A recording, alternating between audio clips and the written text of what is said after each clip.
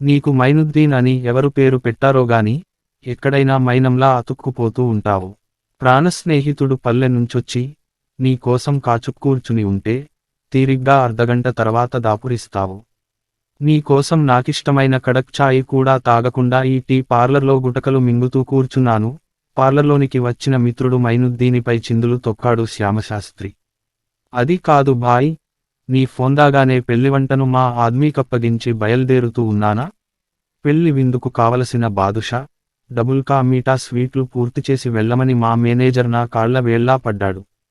వారికెంతసేపు మటన్లు, చికెన్లు వండటం వచ్చు కానీ, మా కేటరింగ్ సిబ్బందిలోని వారికెవ్వరికీ ఈ స్వీట్లు వండటం రాదు. వారి కోసం ఆదరా బాదరా ఆ తీపి వంటకాలు చేసి బయల్దేరాల్సి వచ్చింది. శ్యామశాస్త్రి గడ్డం పట్టుకుని బతిమలాడుతున్న ధోరణిలో ప్రాధేయపడ్డాడు మైనుద్దీన్. సరే, ముందు 2 టీలు ఆర్డర్ ఇవ్వు, అని కోపంగానే బదులిచ్చాడు శాస్త్రి. ప్లేట్ పకోడీ తినకుండా దమయ ఎలా తాగగలం? అరే బాబూ, టీ ప్లేట్ పకోడీ లావో, అని సర్వర్ను కేకేశాడు మైన్. మధ్యాహ్నం 12 ఉంటే పకోడీ ఏంటి? ఛాయ్ చాల్లే, అన్న మిత్రుడి మాటలకు చిరునవ్వు నవ్వి, అసలీ పకోడీపై తిరుపతి వెంకట కవులు చమత్కారంగా ఒక పద్యం చెప్పారు తెలుసా? చెప్తాను విను. శనగపిండి ఉల్లిపాయ చిన్న మిర్రకాయలం జొనిపి అందు అల్లమింత దొనిపి ముద్ద చేసియున్ అనల తప్తమైన నేతియందు వైచివేచినం జను పకోడి అనెడు చక్కనైన ఖాద్యము. ఈ పద్యానికి చిలకమర్తి వారే చిత్తయ్యారు. మైనుద్దీన్ పద్యాన్ని రాగయుక్తంగా ఆలపించిన తీరుకు శ్యామశాస్త్రే గాక పార్లర్లోని మరో 2, 3 కూడా చప్పట్లు కొట్టి ఆయనను అభినందించారు. సర్వర్ ప్లేట్లో తెచ్చిన పకోడీ కరకరా నములుతూ శ్యామశాస్త్రి, పెద్ద సమస్య వచ్చి పడింది భాయ్, అన్నాడు. నీ కంటికి ప్రతిదీ పెద్ద సమస్యలాగా అగుపించటం నాకేమీ కొత్త కాదు కదా.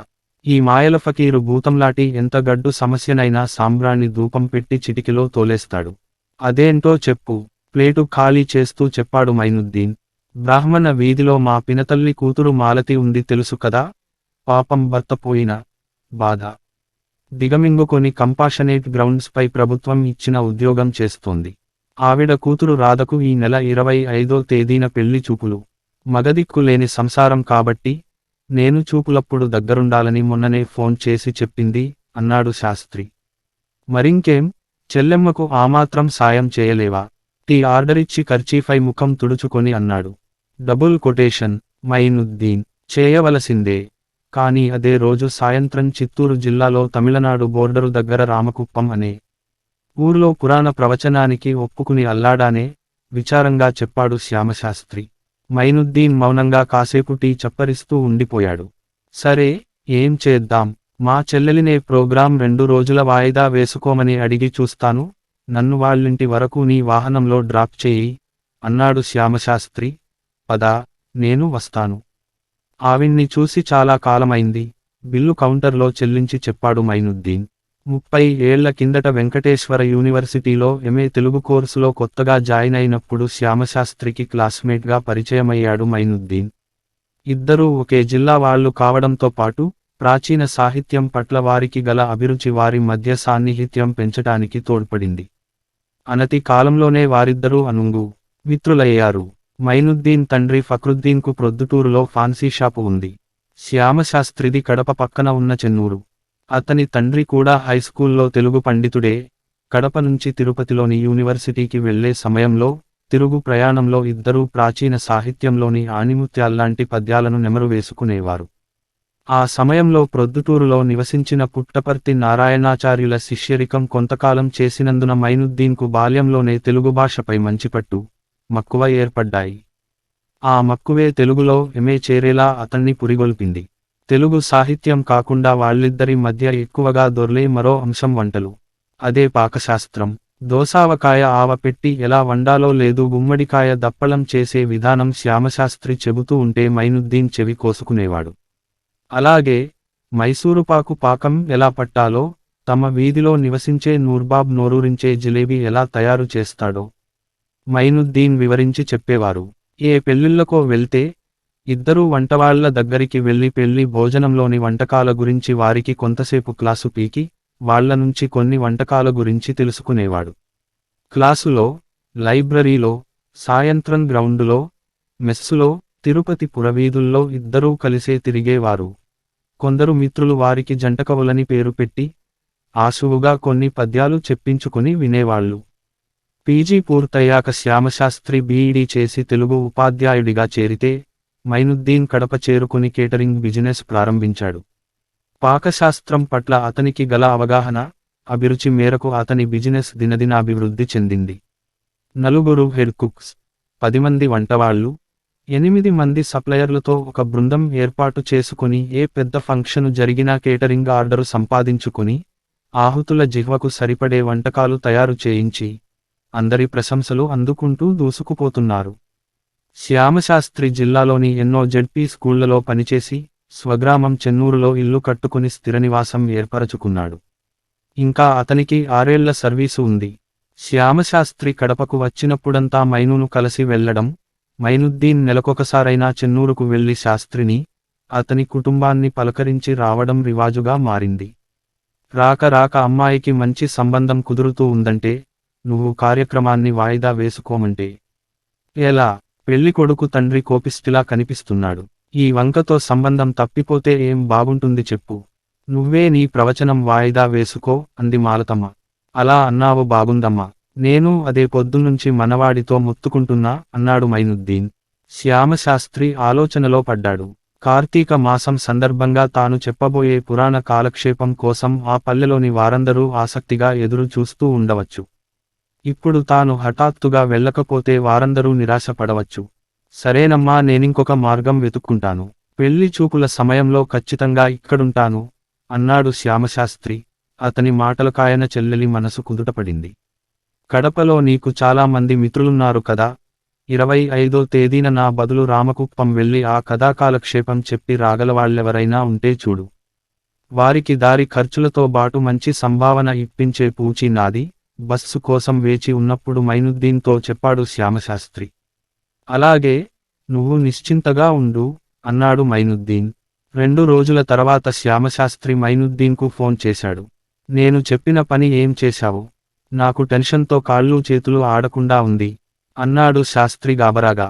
ఈ రోజు సాయంత్రం మైదుకూరులో ఒక ఫంక్షన్లో మేము క్యాటరింగ్ చేస్తున్నాం. మధ్యాహ్నం నేను చెన్నూరులో మీ ఇంటికి వచ్చి నీతో మాట్లాడి మైదుకూరు వెళ్ళిపోతాను అన్నాడు మైన్. శ్యామశాస్త్రికి ఏం చేయాలో తోచడం లేదు. అతడి తోటి ఉపాధ్యాయులెవరికీ పురాణ ప్రవచనాలు చేయగలిగినంత పరిజ్ఞానం లేదు. ఒకరిద్దరు మిత్రులకున్నా వారు అంతదూరం వెళ్ళమని, తమకేవో పనులున్నాయని తప్పించుకున్నారు. మధ్యాహ్నం 2ంటికి మైనుద్దీన్ శ్యామశాస్త్రి ఇంటికి వచ్చాడు. శాస్త్రి కొడుకు గ్లాసులో చల్లటి మంచి నీళ్లు తెచ్చిచ్చాడు. అవి తాగి ఆ అబ్బాయి చదువు గురించి వాకబు చేశాడు మైన్. శాస్త్రి ఉండబట్టలేక, ఇంతకు నేను చెప్పిన విషయానికి ఏం చేశావు బాబూ? నా దారికి నన్ను వదిలేసి నువ్వు హాయిగా వంటలు చేసుకుంటూ కూర్చుంటావా అని నిలదీశాడు మైనుద్దీన్. ఈ మాత్రం దానికి ఇంత బీపీ, టెన్షను పడ్డం ఏమి? అంతా నాకొదిలేసి నువ్వు మీ చెల్లెలింట్లో అంతా సజావుగా సాగేలా చూడు అన్నాడు నవ్వుతూ మైనుద్దీన్. అయితే నీకు నా బదులు రామకుప్పం వెళ్లే మనిషి దొరికాడా? సంబరంగా ప్రశ్నించాడు శ్యామశాస్త్రి. దొరకడమేమిటి? నీ ముందే కూర్చుని ఉంటే అని ముసి నవ్వులు రువ్వాడు మైనుద్దీన్. ఏమిటేమిటి? నువ్వో ఆ ఊరికెళ్ళి శివపురాణం చెప్పి వస్తావా? ఆశ్చర్యపోతూ అడిగాడు శ్యామశాస్త్రి. దానికింత ఆశ్చర్యమేమిటి భాయ్? ఎవరినడిగినా నాకా పనుంది, ఈ పనుంది అని తప్పించుకున్నారు. సంస్కృతంలో, పురాణాల్లో నాకు నీకున్నంత పట్టు లేకపోవచ్చు గాని, నేను మరెవరికీ తక్కువగాదు. మా గురువుగారు పుట్టపర్తి వారి శిష్యరికంలో శివతాండవం గ్రంథం యావత్తూ కంటతా పట్టాను. అందులోంచి 2 పద్యాలు చదివితే చాలు, జనాలు ఆనందంతో తాండవం చేస్తారు అన్నాడు మైనుద్దీన్. అది కాదు, అది అని నసుగుతూ కూర్చున్నాడు శ్యామశాస్త్రి. ఓహో, నేను ముస్లింననా నీ సందేహం? నీకు మహాభారతం టీవీ సీరియళ్లకు మాటలు రాసిందెవరో తెలుసునా? రాహిమాసం రాజా అనే ముసల్మాను సంస్కృత పండితుడు. ఏ హైందవుడికి తీసిపోనంత పురాణ జ్ఞానం ఉందాయనకు. బొంబాయి జుహూ బీచ్లో సలీం, జావేద్ పురాణగాథలు వినిపిస్తూ ఉంటే వినేందుకు జనాలు విరగబడేవారు. నా సహాధ్యాయి, ఇటీవలే దివంగతుడైన రచయిత శశిశ్రీ సంస్కృత పద్యాలను అలవోకగా ఎన్నో సభల్లో వినిపిస్తూ ఉంటే ఆయన ధారణకు, ఉచ్చారణకు ఎందరో జోహార్లు అర్చించేవారు. జన్మతః ముసల్మాన్నైనా ఆయనకు మా గురువుగారి శిష్యరికంలో అన్ని పురాణాలపైనా పట్టు దొరికింది. నీకెందుకు ప్రొద్దుటూరు పంతులు నా బదులు వస్తున్నారని వారికి కబురు పెట్టు. నేను వెళ్ళి దిగ్విజయంగా పని ముగించుకొని వస్తాను కానీ ఒకటే చిక్కు అన్నాడు మైనుద్దీన్. ఏమిటది? గాబరగా అడిగాడు మెమదీన్ని శ్యామశాస్త్రి. ఏమిటది? గాబరగా అడిగాడు మైనుద్దీనిని శ్యామశాస్త్రి. 25వ తేదీ కడపలో సాయంత్రం ఒక ఫంక్షన్లో మేము కేటరింగ్ చేస్తామని ఒప్పుకుని ఉన్నాం. మా వాళ్ళు అన్ని వంటలు చేస్తారు కానీ స్వీట్లు చేయడం వారికి చేతకాదు. దానికి ఏం ఏర్పాట్లు చేయాలా అని ఆలోచిస్తూ ఉన్నాను అన్నాడు మైనుద్దీన్. శ్యామశాస్త్రి పెద్దగా నవ్వి, నీ సిగదరగా, దీనికింత ఆలోచన దేనికోయి? దేవుడి దయవల్ల నాకు అన్ని రకాల స్వీట్లు చేయడం వచ్చు. ఆ ఫంక్షన్లో ఏ తీపి వంటకాలు కావాలో మీ వాళ్ళు చెబితే నేను వండిపారేస్తాను అన్నాడు. మైనుద్దీన్ కూడా ఆశ్చర్యపోయాడు. ఆ వాసనలు అవి నీకు పడవు గదా మరి? అవన్నీ నీకెందుకోయ్? ఉదయం మా చెల్లెలింట్లో పెళ్లిచూపుల కార్యక్రమం ముగించుకొని భోంచేశాక పెళ్లి జరిగే ఫంక్షను హాలుకు వెళ్ళిపోతాను. ముక్కు మూసుకునో మరో గదిలోనో ఉండి స్వీట్లు చేసి వెళ్ళిపోతాను. నాకింత సాయం చేసేవాడికి ఆ మాత్రం సహాయపడలేనా అన్నాడు శ్యామశాస్త్రి. నీకంత శ్రమ అక్కర్లేదు. మా ఆఫీసు పక్కనుండే వంట గదిలో నీకు వంట సరంజామా అన్నీ సిద్ధం చేయమని మా వాళ్లకు చెబుతాను. నువ్వు బాసుంది, కేసరి, గులాబీజామ్ అక్కడే చేసి ఇంటికెళ్ళిపో. మా వాళ్ళు అవి పెళ్లికి తీసుకెళ్ళిపోతారు హుషారుగా చెప్పాడు మైనుద్దీన్. డన్, బొటన వేలితో థమ్సప్ సైన్ చూపుతూ అన్నాడు శాస్త్రి.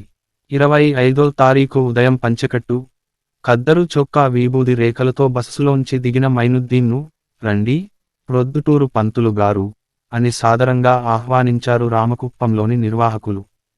ఉదయం 11ంటికి ప్రారంభించిన మార్కండేయ పురాణ కాలక్షేపాన్ని సమయానుకూలంగా పద్యాలు, పాటలు, ఉదంతాలు, పిట్టకథలతో రంజింపజేస్తూ అందరినీ తన వాగ్దాటితో, పాండిత్య పటిమతో కట్టిపడేశాడు మైనుద్దీన్.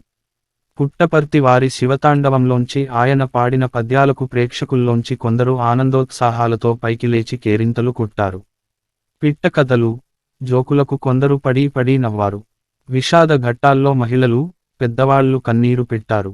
పద్యాలు పాడుతూ ఉంటే భక్తిపారవస్యంలో అందరూ ఓలలాడారు. మొత్తానికి పురాణ కాలక్షేపం ఆశాంతం విజయవంతం చేసి, భోజనం చేశాక మైనుద్దీన్ నిర్వాహకులిచ్చిన సంభావన తీసుకుని తిరుగు ప్రయాణం ప్రారంభించాడు. ఆ రోజు రాత్రి పొద్దుపోయాక మైనుద్దీన్కు శాస్త్రి నుంచి ఫోన్ వచ్చింది. చూస్తుంటే నన్నే మించిపోయేలా ఉన్నావే మైన్. నీ పాటలకు, పద్యాలకు జనాలు చప్పట్లు ఆపలేదట. శివరాత్రికి తప్పకుండా ఆయన్ని మా ఊరికి ప్రవచనం కోసం పంపండి అని ఇందాకే రామకుప్పం నుంచి నిర్వాహకుడు నరసింహం ఫోన్ చేశాడు ఆనందంగా చెప్పాడు శ్యామశాస్త్రి. నువ్వు మాత్రం ఏం తక్కువ తిన్నావా? నువ్వు చేసిన బాసుంది, హల్వాలు జనాలు లొట్టలేసుకుంటూ తిన్నారట.